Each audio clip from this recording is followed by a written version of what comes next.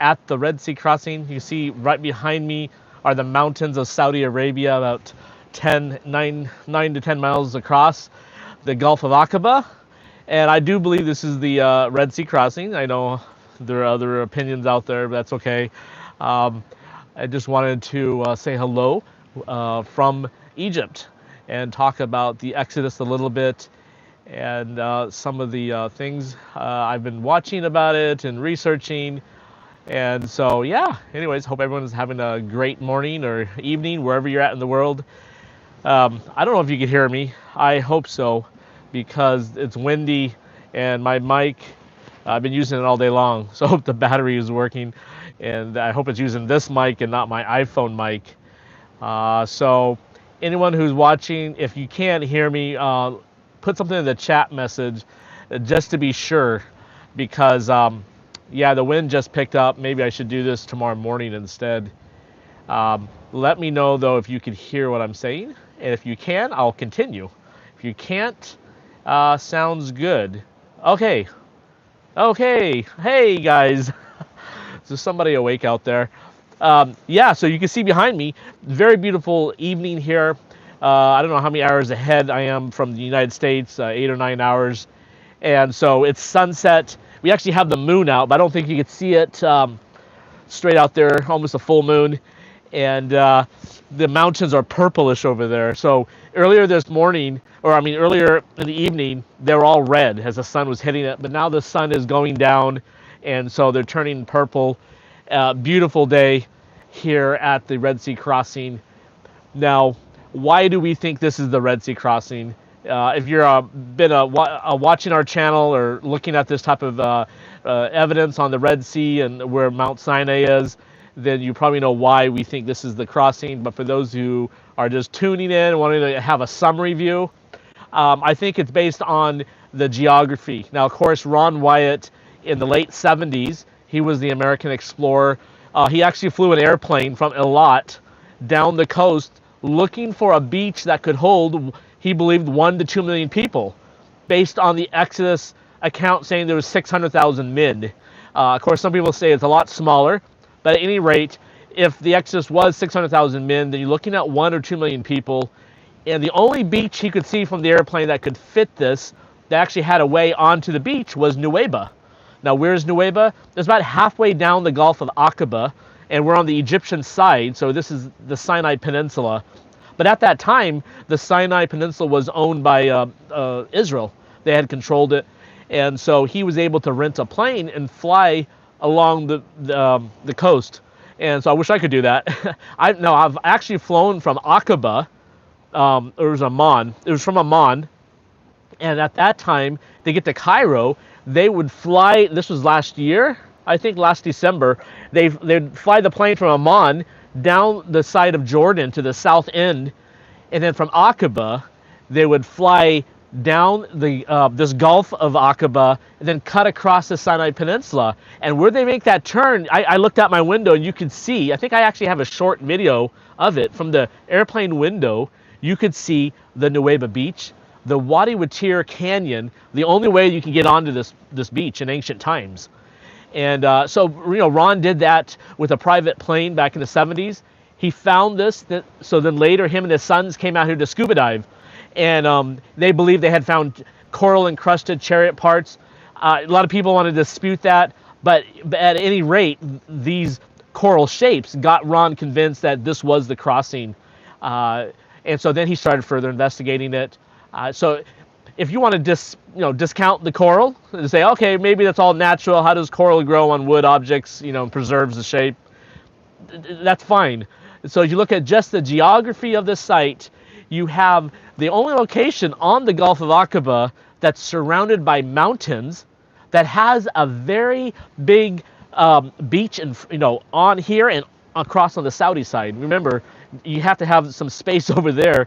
So when they cross the Red Sea, you remember the Ten Commandments movie?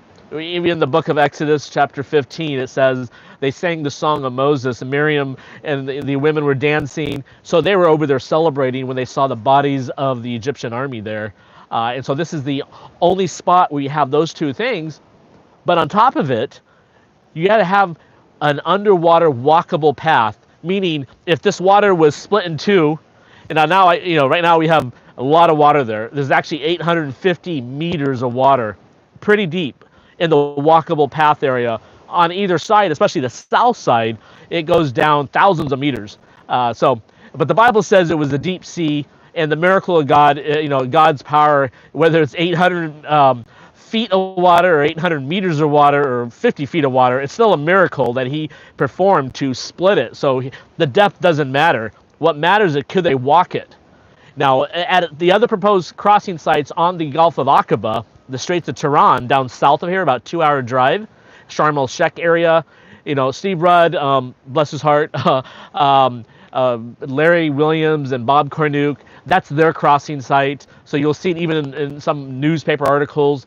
So that's the second proposed site. And then there's a less popular one up north here, about an hour drive, at the tip of the Gulf of Aqaba near Eilat, Israel. They say they cross that little area there. But if you look at the proposed sites, especially the Straits of Tiran, compared to here, this is the only place where you have a gradual descent and a gradual ascent for that 850 meter depth in the middle. So basically, you have these two deep ends, and in the middle is called a sill or a shelf between these two deeps. And because this is basically the Great Rift Valley. It's part of it. It starts in Ethiopia and Africa, goes all the way up to the Sea of Galilee in Israel. And so here in the Gulf of Aqaba, you have very deep water, and they call it, I think, a pull-apart zone. Basically, when these two continents shelves, they're pulling apart, and they create these deep spots. But in the middle, between the two deep ends, God preserved a route for the Israelites to cross. And so it is walkable. The angle of descent is not a cliff. It's not an underwater sea cliff, unlike the Straits of Tiran. So those people who propose this down there, they'll say, oh, it's only 300 something feet of water.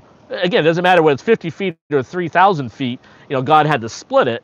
But the problem is at their spot, you do have like a 50 or 100 foot cliffs. And so to get rid of that, they claim that they have to make an excuse that basically the continental plates were pushed together. Now we know the rate of expansion right now. It's like a couple millimeters a year, I believe. And so they have to speed it up to get it closed. There's a gap there.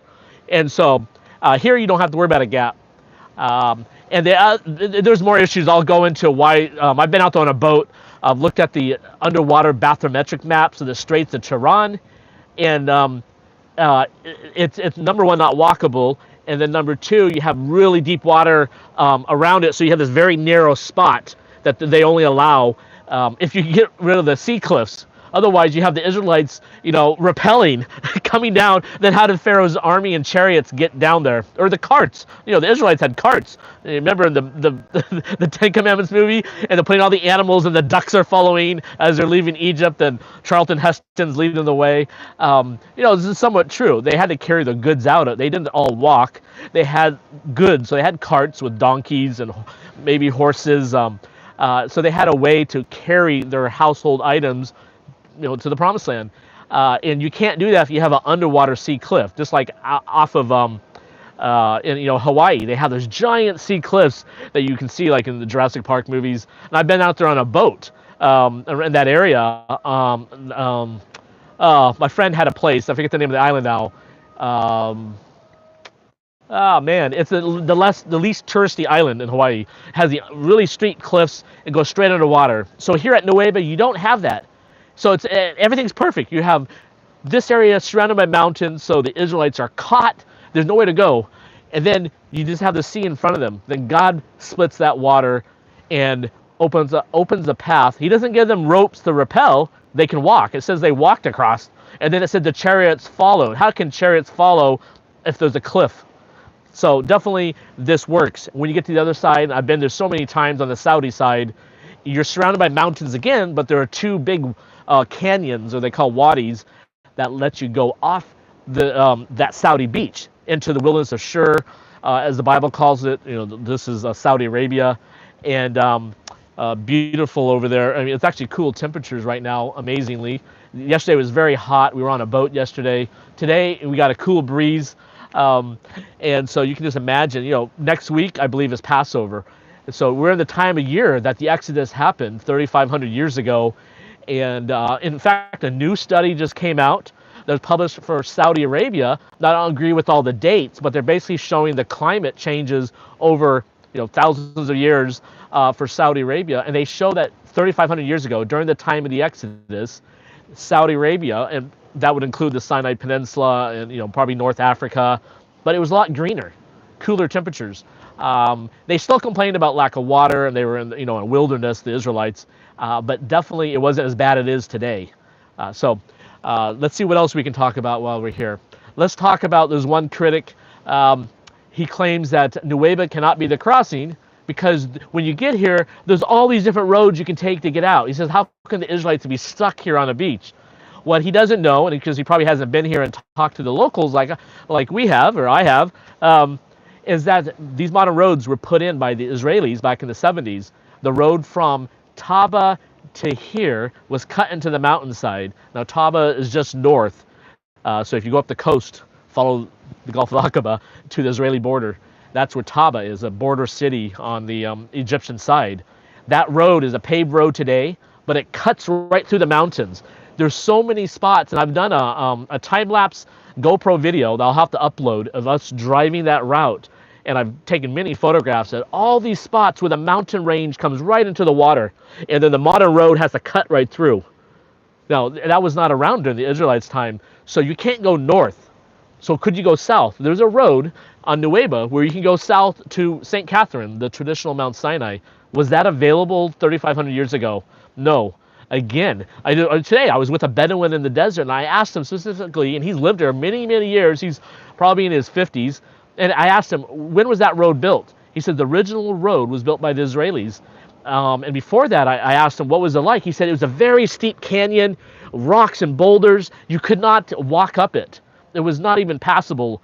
And then the Israelis turned it into a road. And then just recently, in the last couple of years, the Egyptian government has widened it.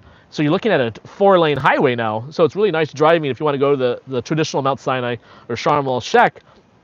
You have a really good road now. That was not around 3,500 years ago. So there's no road on the south end. Now, what about the beach? Is there a path so you can walk down the beach? Maybe 2 by 2, because this Bedouin friend said camels can go to like the Straits of Tiran from here. But he says there's many places where it's very narrow because the mountains come down to the water. So you're stuck here. The only way in is Wadi Watir, and that means the Wadi of water. And the reason why they call it Wadi Watir is because during flash floods, during these big, every 10 years or 5 years, you have these winter storms that hit the Sinai Peninsula, and it's all desert. There's no trees, no soil to soak up the water, so everything drains down these canyons. Now, Wadi Watir is one of the largest drainage systems in this area of the Sinai Peninsula. So all that water comes out and floods down that canyon. That's why they call it Wadi Watir, and comes out to the Gulf of Aqaba. And partially that built up this huge beach. And you have this underwater fan, it's called the submarine fan, where this beach continues out. That helps form this gradual slope that the Israelites and their carts and later Pharaoh's army could walk. So Wadi Watir is the only way in. And when they turned onto Wadi Watir, in the Bible it says that's when Pharaoh and his advisors, they're like, hey, why did, God told Moses to do this. Now, Moses was a general, according to Josephus, and next in line to the throne. So he knew how to organize people. He knew where to go. And he had fled Egypt 40 years before to go to Midian. Remember when he killed the Egyptian taskmaster? And he got across the Sinai Peninsula to Arabia, where Midian was. So he knew the route. It's like an ancient highway. It's a trade route. Later became the Hajj route. And now they opened it again to foreigners to go. And so I've been going back and forth on there about 5-6 times now. And I'm going to rent a car in a couple days and do it again. And this route, you drive from basically Suez, where the edge of the Nile Delta, the modern day Egypt, and you're driving across this peninsula called the Sinai Peninsula. It's misnamed. This is not Sinai. And you go that way all the way to Eilat, the tip of this gulf. And that's how you get to the other side. That's how you get to Midian in ancient times. And so Moses fled there So he's taken the Israelites back to Mount Sinai, and God said, bring the Israelites to this mountain. Remember, at the burning bush.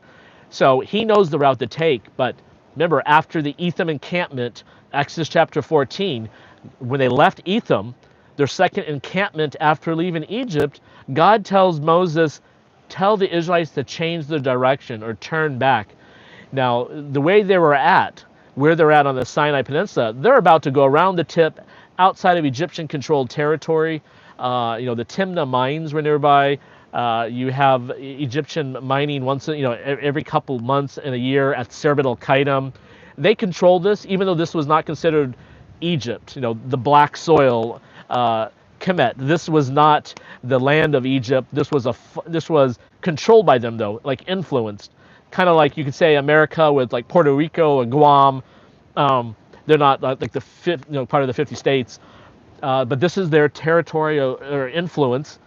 And so Moses is in this area with the Israelites, but God says, stay in this area, turn back, go to the Red Sea. And God gave him specific directions. Now, when you're on that trade route, guys, there's only one spot where you can change your direction and get down to the Red Sea when you're on the trade route. Guess where that spot is? Right up here where Wadi Watir starts or ends, depending on which way you're going. And that canyon system comes right down to this beach. I mean, everything perfectly matches. And so there's no other piece of property on the Sinai Peninsula that actually matches this spot that we're at today. And so you don't have to talk about chariot wheels or gold chariot wheels, or if you haven't seen a chariot wheel, don't worry about it. The geography of this spot matches the historical evidence from Josephus talking about mountains surrounding the area, matches, and it all leads to the land of Midian. Now, in a more detailed presentation, we can go over the time frame, not the chronology, but the timeline of the Exodus. Because some will say, well, how long it would take them to get here. I've heard people try to say 3 days. That's impossible. But anyways, we'll talk about all the different ideas on a time frame. It's kind of hard to do that without a PowerPoint and charts and graphs, and for me to explain it off the top of my head. But basically, I think it would take them from 1 to 2 weeks. Dr. Glenn Fritz, similar. Dr. My friend R.C. Elway, similar idea. Others have said basically a week using the not the Passover, the bread of the Feast of Unleavened Bread, which is coming up. And so even if you say 7 days, definitely that means you have time to get down here, but you also have to give Pharaoh's army time to come here. When they change direction at Etham, that's when Pharaoh decides to chase after. So you got to have some extra time for them to show up too.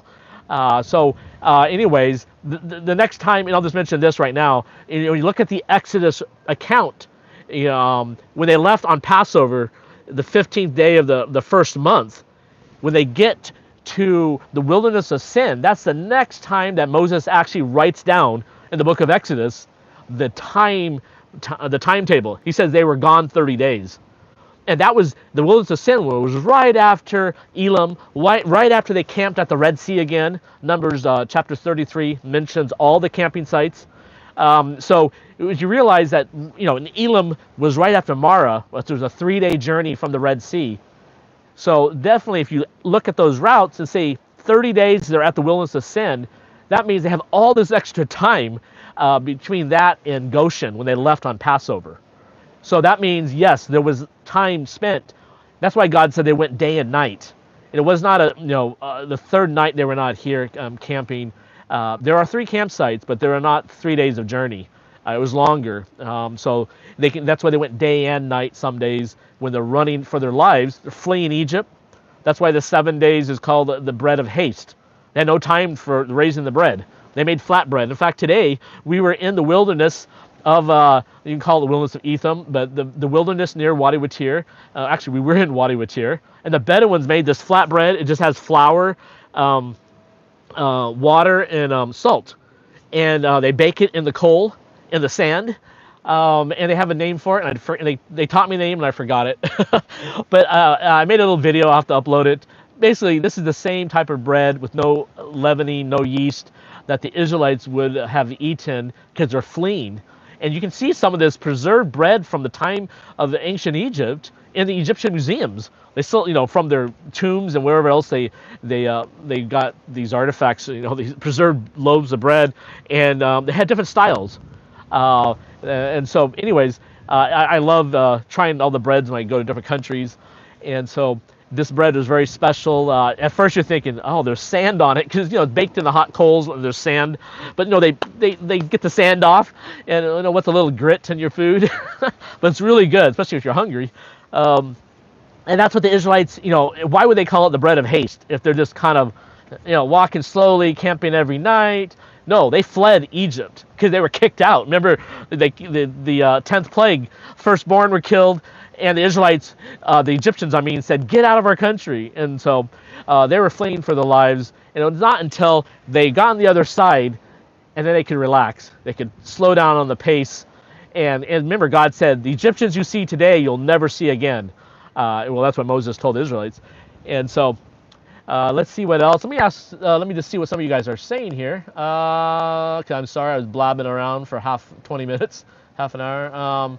Doesn't have to be walkable now. Just when God did the miracle, He made it so it walked across on dry land. That's true. But then you can pick any place. You can say, hey, there's an underwater sea cliff. This is the spot. But it's great though that there is a walkable path now. Now some have asked, well, what if you had 800 meters of water and it's coming down? Did that dig it deeper than it is now? Now it's 800 meters. Maybe it was shallower then. Or others have asked about the sea level. The sea level changed a little bit back in the late Bronze Age, but it's not a lot shallower back then, or even deep, a lot deeper. It's a very small change based on ancient the data they got from the coastal area and other types of data. They could see the sea level for the Red Sea, the Gulf of Aqaba, and Suez, the Mediterranean Sea. But in regards to whether it's walkable then versus now, everything is possible with God. But I'm just telling you right now, this is walkable. There's no underwater sea cliff. Let's see what else you're asking here. Is this open now for tourism? Oh, yes. Go to our website, discoveredsinai.com. Links are on our YouTube channel. And yes, you can sign up for our tour, or if you want to go on your own, we can tell you how to get out here. Egypt's always been open. Now, some people are asking, what about the war in Gaza? Gaza's over there. This is not Gaza. This is Egypt. No problems here, guys. Of course, we're careful, but there's always been security in Egypt for tourists. And we've had, in all my times here coming since 2000, never had an issue with, thankfully, with any problems. So, Saudi Arabia, if that's what you're asking about, yes, Saudi is open for tourism since 2019. You go to their website, I think it's visit.saudi.com or something like that. You can Google it and make sure it's the official Saudi government website and not a third-party visa company. They'll rip you off. But from the Saudi government website, you can get an online visa, or just show up at the airport or the land border crossings, and you can cross over and get it right there on the spot if you're American or from the European Union. You can just check the website to see if you're from another country, if you can cross over, get a visa on demand. Let's see what else you're asking. Have you ever looked for the Tower of Babel? Saying you found Ron Wyatt. Yeah, that's another topic. I'll have to make a video. Yes, I've been down to 3 spots. Different people, including Ron, have claimed that was the Tower of Babel area. So I know the area he's talking about, and I've read other people's reports. From ICR to even on Answers in Genesis, their research website. One lady wrote about looking in northern Syria, basically near southern Turkey, where Ron was looking. So this is a northern Mesopotamia theory for the Tower of Babel versus the southern Iraq theory or southern Mesopotamia. That's another video. So briefly, yes. And I'll have to share my opinion of what we saw and found. And no, we haven't found the Tower of Babel. Now, Ron, I'll just briefly say this. He did change his mind, and he kept looking for it, even though he did make a poster, and in one of his meetings he made a poster. In fact, we had him out in Sacramento in 2019, and he had a poster set up. Not 2019. What am I saying? He passed away in 1999. In 1997, we had Ron for the second time in Sacramento, and we had him at a charismatic church. They had a theater, and I remember in the lobby, because I helped organize the meetings, Ron had a poster set up with the Tower of Babel. And he had it's something I'll have to talk about what we found from our research with the CIA photographs for that area, for the site that Ron was thinking. So again, Ron was looking, he was asking people for help. He did not, even though at one point he had made posters, even after that he was asking people to help look for other possible sites. So all I can say is that no, it is not found. But I do believe it's in that area. I believe when they went east from the Noah's Ark site, Mount Ararat area, they're following the Murat River. And I've made some short clips about this. The Murat River is the largest branch tributary of the Euphrates. So as you follow it from east to west, as you follow it east to west, it turns south further west and hits northern Mesopotamia, which is southern Turkey, where it becomes all flat. And that's the area Ron was looking. So the descendants of Noah that left Noah behind, and they went to build the Tower of Babel and the first cities, that's the first spot where the Euphrates River opens up into the plain, is in southern Turkey. You can also say look for it in northern, maybe northern Iraq, but definitely northern Syria, which is kind of hard to do research there. But definitely if you look on Google Earth, you'll see a lot of tells, the man-made hills, and a lot of them are unexcavated. Same with southern Turkey. You drive around. One time we call it a tell exploration, where we were just driving out, and I was on Google Maps pointing out things, and my driver would drive out to it, and would look at it, would climb up the hill. Some of them were volcanic cones. Others of them were actually unexcavated ancient cities. So it's amazing there's a lot of things to be discovered in all these areas. But another video for that one. Let me see. Show Moses' faith that he fled down the wall. Yes, for sure. But I don't know if Moses ever was even down here. He knew he was turning off the path, but God had to tell him exactly where to go. There's no GPS, no Google Earth. So God was saying, okay, you're going to camp by the sea between Migdal, across from Baal Zephon, near Pi-hahiroth. So, if I said that right. So all these spots, whether they were well-known locations or whether this was a remote area that kind of like camp by the rock that looks like the steamboat or that looks like an elephant, camp by the mountain that looks like a big tower or Migdal. To me, that's more like it. And the mouth of the canyons or the mouth of the openings, I think that refers, Pi-hahiroth, I think that refers to Wadi Watir. It's a huge canyon system. I'll show you some special photos we took with a bird we put up in the air. He had a camera on him. So we got some really good aerial photographs looking back from a boat, and you can see this canyon. In fact, when you're in Saudi Arabia on our tours or on your own, you can look back on a certain time of year, the sun will set right in the canyon of Wadi Watir, or on a clear day like today was, you can see the canyon system. It's a huge canyon. And so I think he knew, God told Moses exactly where to go. Again, it was off the beaten path though. Let's see what else we got here. Crazy, one of the biggest miracles. Yeah, I know. Right now, this is like a hotel resort, and the biggest miracle in the Bible happened, on this beach somewhere. Whether all the way, miles and miles it opened, or 1 mile wide. We don't know how wide God opened the waters. I guess we could look at the bottom and see how wide the walkable path is. But up here, who knows? But definitely, it's somewhere on this beach. God opened the waters, and now it's a hotel. Let's see. Get out there, you bullies! Get out of there. I'm not sure what that was about. Expedition Bible is a great series in this area. Yes, I love Expedition Bible. I don't agree with everything he says, but Kramer, I think his name is, Joel Kramer, does a great job, and I'd love to meet him someday. He's traveling the Middle East. He makes very professional videos. They get millions of views. So yeah, I really like his style and what they're doing and promoting the Bible. That's the key thing. Saw you were live just now. Thank you for your videos. You're welcome. Anyways, it's getting darker and windier. That's what happens here. When the sun goes down, the wind picks up. So I don't know how bad this sounds, but just wanted to say hello. We will do a more in-depth video series. I know I keep saying stuff like this, but it takes a lot of effort and time to put things together, especially, the graphics, what you're going to say. But it's great to do something on the spot, just coming down here, turning on the camera, and just talking to you guys. And thank you for watching. And let's see what else is going to go on. if there's good cell service, I'll do another one down by Sharm el Sheikh, the Straits of Tiran.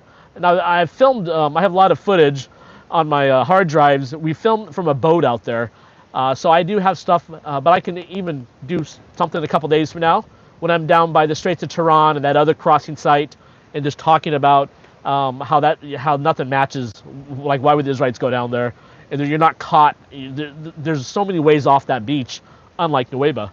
And then I'll also talk about some of the mountain passages that the Israelites had to cross if they're going to go down to St. Catherine. The problems with the traditional Mount Sinai. I'll be at the traditional Mount Sinai sometime next week, I believe, visiting a friend there. And so I'll make a video there. Good cell service, I believe. So we can do something live, and I can explain the problems with that site. Now, they've changed a lot of that area. So if you've been there in the past, it's now different. They put in a whole new visitor center, hotels. The small little plain they say the Israelites encamped is now full of these low-profile buildings. Like, I'll have to post a photograph. I don't care because it's not the real Mount Sinai.